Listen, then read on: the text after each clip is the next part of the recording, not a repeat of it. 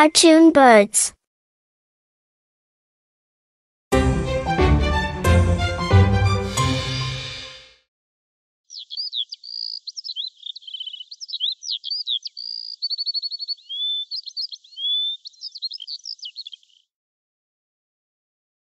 ওরে, আজ না গেলে হয় না খোকা? কেন মা, আজকে কি আছে? আজকের দিনটা যে খুব একটা শুভ নয় বাবা। এ দিনে যত মানুষ যাত্রা করেছে তারা আর ফিরে আসেনি।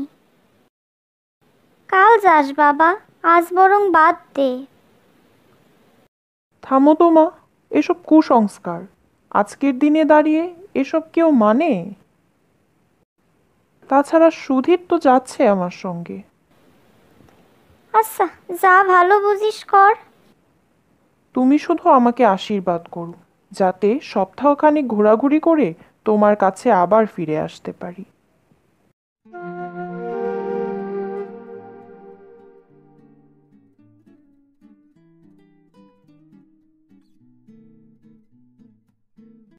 সুধীর আমার ছোটবেলার বন্ধু। বেশ কিছুদিন ধরেই প্ল্যানিং করছিলাম দুজনে মিলে দূরে কোথাও থেকে ঘুরে আসব, কিন্তু দুজনের ছুটি মিলাতে পারছিলাম না। আমার অফিসে ছুটি পেলে সুধীরের অফিস খোলা থাকে, আবার সুধীর ছুটি পেলে আমি পাই না। অনেক হুলস্থুলের পর পহেলা বৈশাখের ছুটির সঙ্গে কয়েকটা দিন ছুটি নিয়ে দুই বন্ধু মিলে ঘুরতে যাচ্ছি। কি রে, ট্রেন আসতে এত লেট করছে কেন? তার থেকেও বড় কথা হলো, স্টেশনটাই এত ফাঁকা ফাঁকা কেন?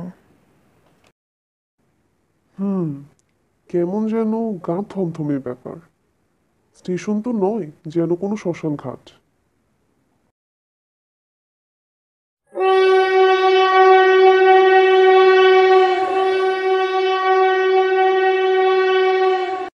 ওই তো ট্রেন চলে এসেছে।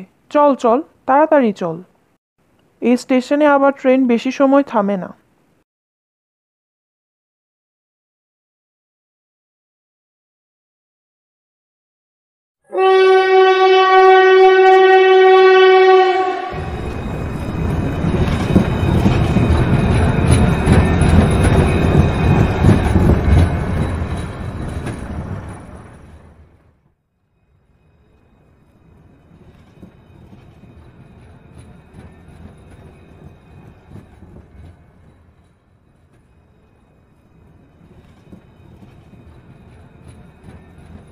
অনেক দিনের পরিকল্পনার পর ফাইনালি আমরা যেতে পারছি।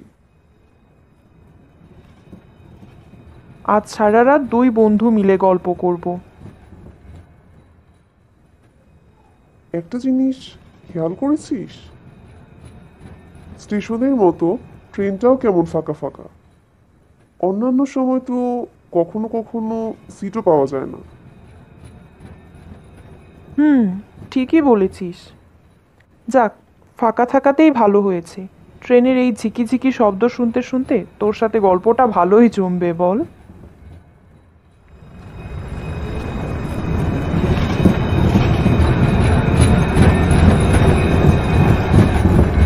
সারা রাত দুই বন্ধুতে অনেক গল্প হলো। গল্প করতে করতে তখন প্রায় 3টে বাজে। লাইট বন্ধ করে চোখটা কেবলই লেগে এলো। হঠাৎ কিসের একটা আওয়াজ পেলাম, যেন মনে হচ্ছে কেউ আমার গা ধরে। আমি কিছু বলার আগেই সুধীর বলে উঠল,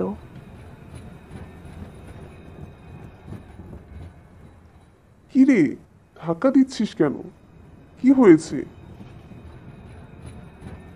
তুই তো আমাকে ধাক্কা দিলি। সবেমাত্র ঘুমটা ধরেছে, দিলি তো একেবারে 12টা বাজিয়ে। কিন্তু আমি তো ধাক্কা দিইনি, বরং মনে হলো তুই আমাকে ধাক্কা দিলি। দেখ, ঠাট্টা করিস না কিন্তু। আচ্ছা, তাহলে আমাদের দুজনকে ধাক্কা মারলো কে? চোর টোর আসেনি তো? আলো জ্বালিয়ে এদিক ওদিক দেখলাম, কিন্তু কামরায় আমরা দুজন ছাড়া আর তো কেউই নেই। আমাদের জিনিসপত্র তো সব ঠিকই আছে। কই, কেউ তো নেই। আচ্ছা যাই হোক, হতে পারে আমাদের বোঝার ভুল।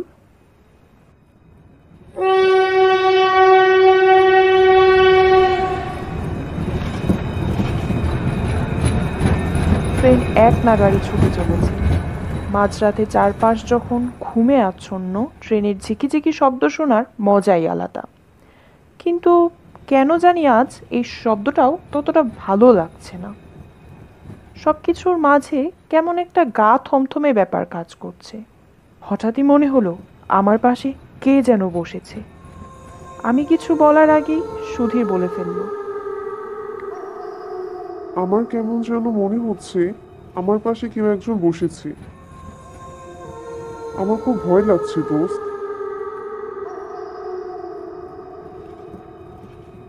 আমারও মনে হচ্ছে কে যেন পাশে এসে বসেছে। এসব কি হচ্ছে আমাদের সাথে? হঠাৎ শুনতে পেলাম নূপুর পরা কেউ একজন ঝুনঝুন করতে করতে আমাদের অতিক্রম করলো।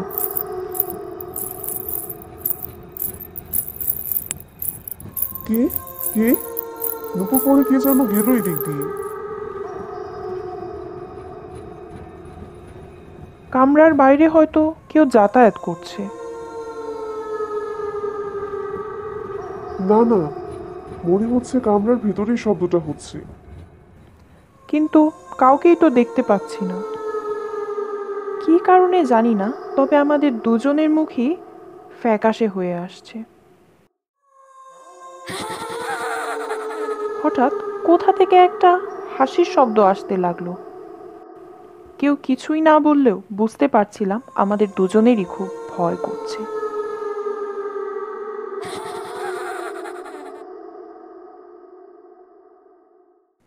আর কোথাও গিয়ে কাজ নেই, পরের স্টেশনেই আমরা নেমে যাব, ঠিক আছে? শুনতে পেলাম কেউ একজন আমাকে ডাকছে। খোকা, ও খোকা, উঠে পড় এবার। কে কে? ও মা, তুমি এখানে কি করে এলে? আমি কোথায় এসেছি? কি বলছিস? তোর তো ট্রেনের সময় হয়ে এলো, আর তুই এখনো পড়ে পড়ে ঘুমোচ্ছিস? ওঠ ওঠ।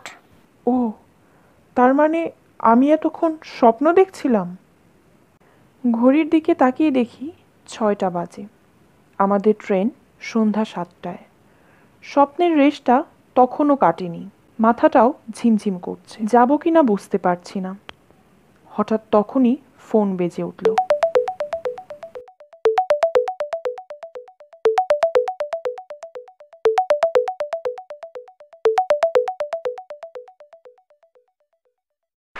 কি রে, স্টেশনে আয়, আমি 5 মিনিটের মধ্যে স্টেশনে পৌঁছে যাব।